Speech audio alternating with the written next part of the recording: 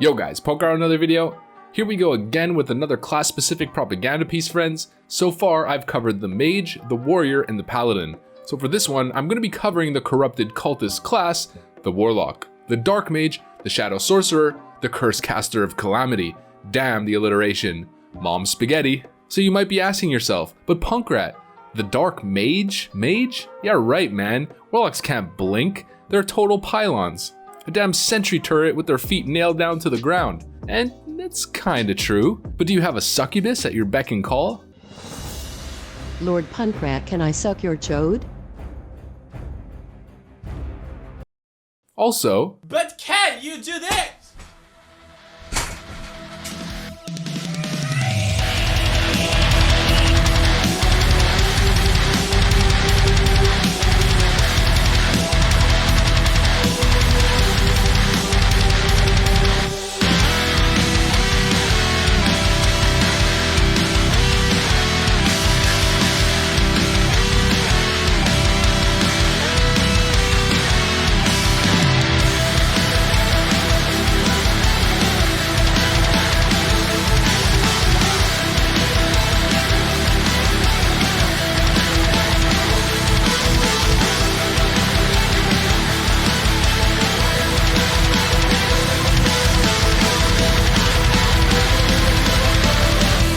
Alright, so here's the thing, Warlocks may be immobile, but they more than make up for it in so many different aspects of the game. We'll cover a lot of those factors in a little bit here, but first let's quickly get PvE out of the way and then move on to the more nitty-gritty stuff. Alright, so PvE, here's the deal when it comes to Warlocks and their strength in association to the progression timeline. So in the early days of vanilla, Warlocks don't have access to the items that they need to really thrive. Many people have anecdotes of doing Molten Core on private servers and noting that Warlocks do great damage. In fact, I got a ton of flack in my class picking guide from a couple months ago for mentioning that Warlocks are relatively weak in the first couple phases. But on private servers, you get access to a bunch of items that enable that, in Bloodvine, PvP gear, and other items. Warlocks run Destruction in PvE, generally running Demonic Sacrifice and Ruin. They don't actually have a talent in the Destruction tree that gives them improved hit rating with their Destruction spells. They only have a hit rating talent when it comes to their Affliction spells in the Affliction tree, which only really affects their damage over time abilities and drain life.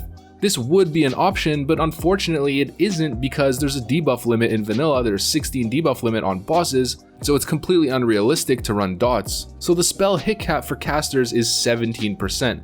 But in vanilla, 1% is unavoidable. So the belief is that you actually only need 16%, although I did read this quote from a Blizzard dev recently who stated that it's actually your first hit percentage that gets negated. At least that's the way that it was worded, so there's a possibility that it's actually still 17%, it's just that the first percent that you get from either talents or gear is actually ignored by the boss. But regardless of how that actually works, nonetheless, you need about 16 to 17% hit on a Warlock, where a Mage only needs 10 to 11. So during the early phases, Warlocks don't have access to too much hit gear, which severely reduces their ability to compete.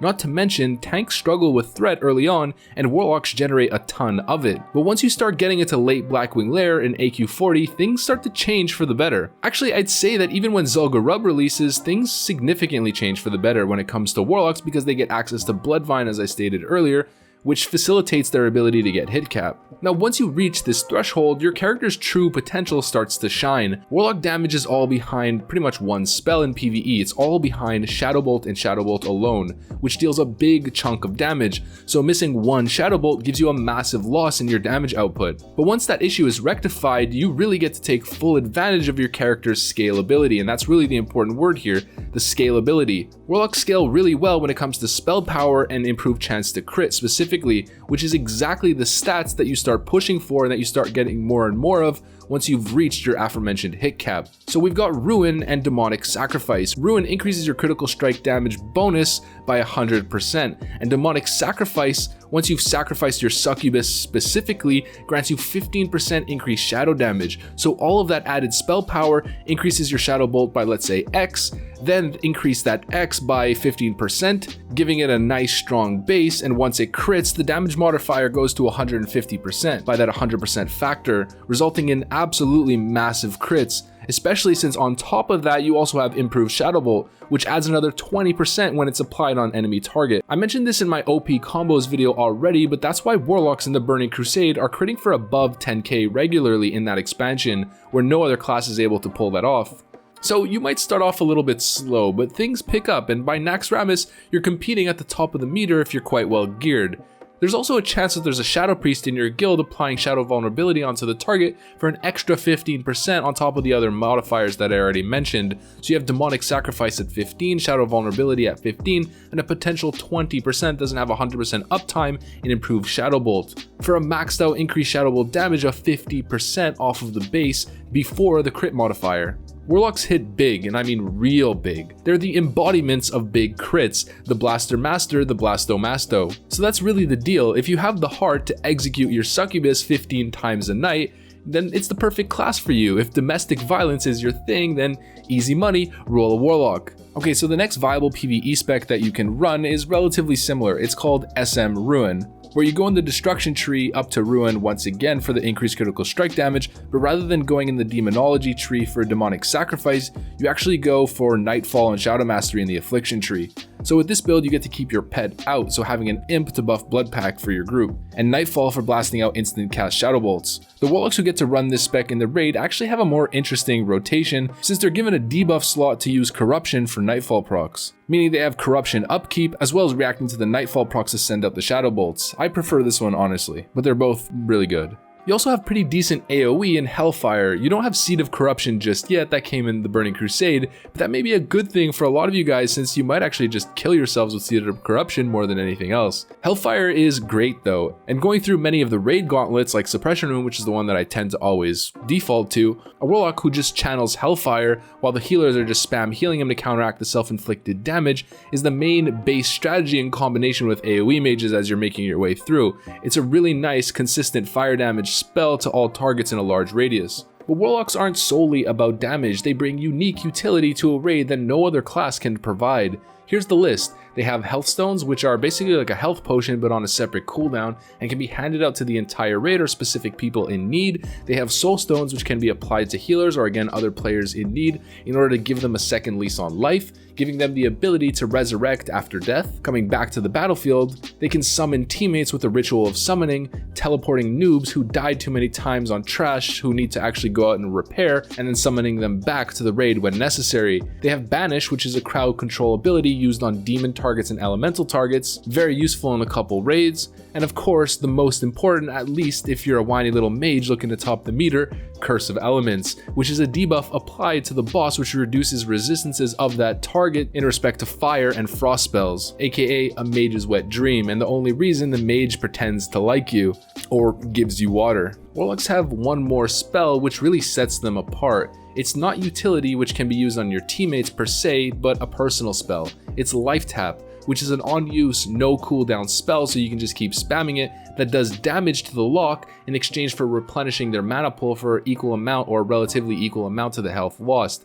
This means you don't really have to drink like a mage does over and over again, and if you're truly evil, which every Warlock should be down to their core, you will in fact never drink and constantly force healers to heal you up as you go, never having to sit down and drink like a camel storing water in its hump getting through the desert. So Warlocks aren't for everyone, at least in PvE, but they are pretty damn cool in their own regard. And if this playstyle seems intriguing to you, then you might be the right fit for the Warlock class. Honestly though, even though Warlocks are quite good in PvE for a multitude of reasons, it's not where they shine. I think they thrive a lot better in the PvP scene. Ever heard of the term face melter? Well, Warlocks are the true inspiration for that quote, literally and metaphorically. Remember Resilience in the Burning Crusade, where in the later patches, it reduced the damage of dot abilities by a percentage based on how much that you actually had on your gear? Yeah, no luck in vanilla, friend. You'll get eaten alive by dots in Classic. If you're a cruddy little geared mage running around on your mount and a badass Warlock sees you running by, he'll put a full row of dots on you and just watch you rot away till your demise while he lavishes in your anguish. Back to the graveyard for you, friend. It's even better with multiple dot classes, so Shadow Priests and Warlocks, and maybe even a Druid. I really like taking a group of these specific classes in an opposing city, or let's say a specific spot in the world where you can all hide around a corner or atop a ledge or on a building and fully dot casual passerbys with a full row of dots as they're running by on their mount. and just watch them melt away. It's actually a really enjoyable activity, which definitely provides the lulz in Discord chat. But that's not the only playstyle. Warlocks have many different specs that they run in PvP and vanilla, the most common of which are the Full Destruction one-shot Legend or the SL Affliction Warlock. Some go deeper into Affliction as well, but personally I wouldn't recommend it, so I won't shill for it on this channel. So the Destruction build is the one that I used on my OP combos video that I made a couple days ago, where I showed you those massive Soulfire combos. So let's go over that spec in greater detail for this one. So most people when running this build will actually use a Succubus. The core of this spec is Soulfire, Shadowbolt, Immolate, and Conflagrate. Warlocks tend to just want to cheese, most Warlocks. So they'll just use a Succubus, seduce the enemy, hardcast a Soulfire after applying Curse of Elements, and then follow up that Soulfire with an Immolate into a Conflag combo if the Soulfire didn't crit and do the trick. It's a bursty, almost one-shot Warlock, more akin to like a Mage's offensive playstyle, but with bigger crit potential, taking advantage of Ruin and Emberstorm in the talent trees.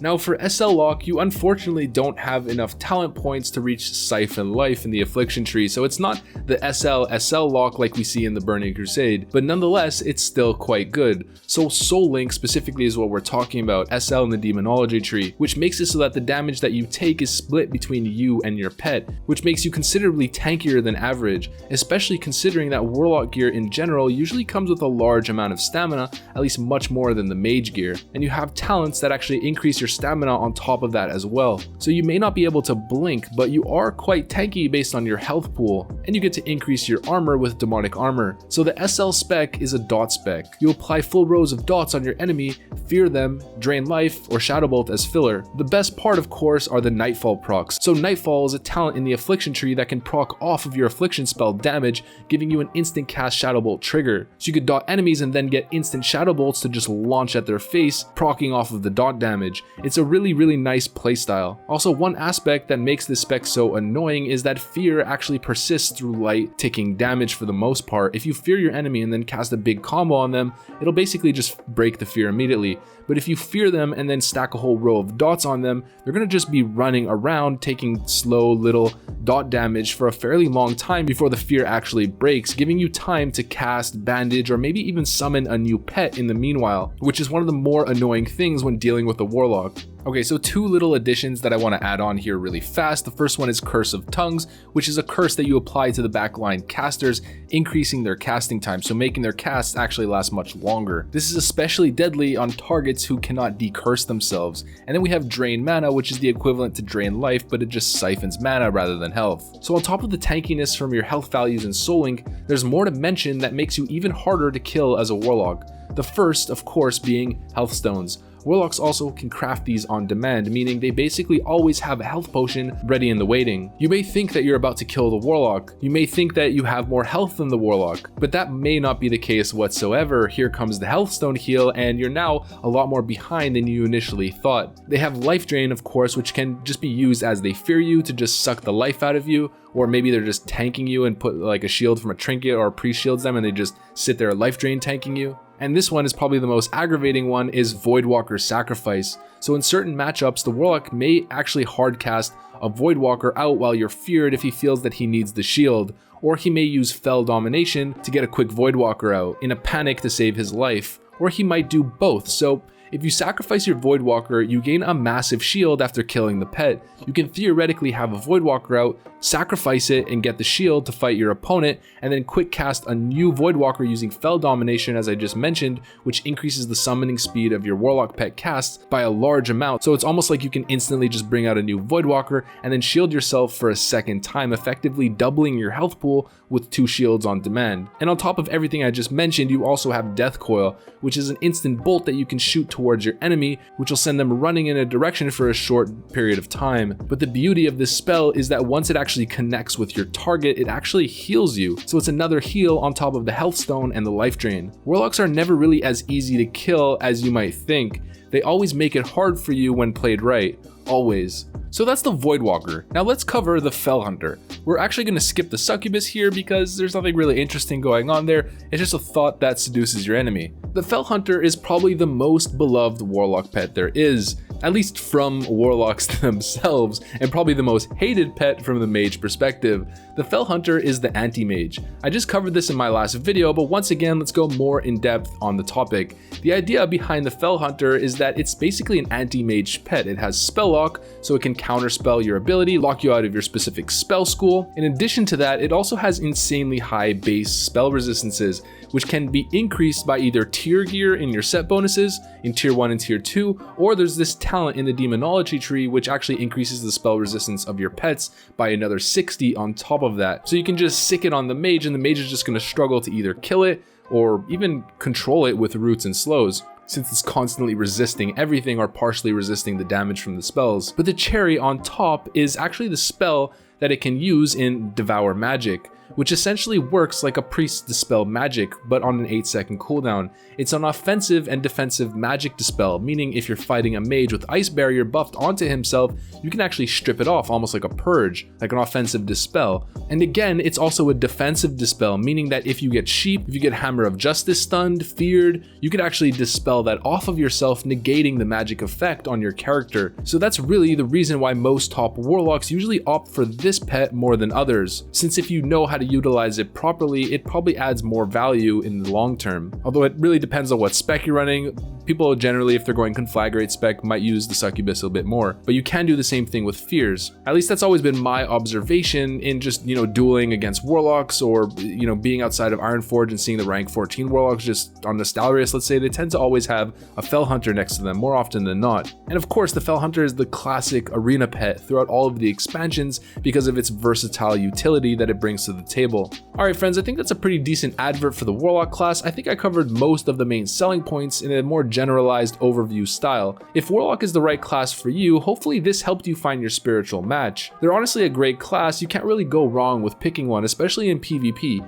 In PvE, it's definitely not for everyone, but it is a top pick. Warlocks are the dark magicians of WoW, with a die-hard cult warlock fanatic fanbase who absolutely love the playstyle. This video was pretty easy for me to make. I mean, not because I am a warlock main, although I have played them in the past, but because I hate fighting warlocks in general. So it's just so damn easy to go over every aspect that's frustrated me in the past as a mage when dealing with the 1v1 scenario in warlocks in the earlier expansions. When I became a warrior main in the later expansions in Wrath of Lich King, it was less of a big deal, but still, it's so fresh on my mind. The trauma was set at a very young age, so I just can't forget it. Well, if you like this one and want to see more like it, make sure to leave a like, comment, subscribe, hit the notification bell to be notified when I post a new video, of course. You know the drill. Follow me on Twitch because I'm actually going to be streaming there once the game is released. And I've also been doing morning streams as well over the last couple days, just farming my affiliate. Join the Discord for some spicy banter. Hopefully this video was informative, hopefully you enjoyed it. And with that said, thanks for watching, and I'll see you on the next one.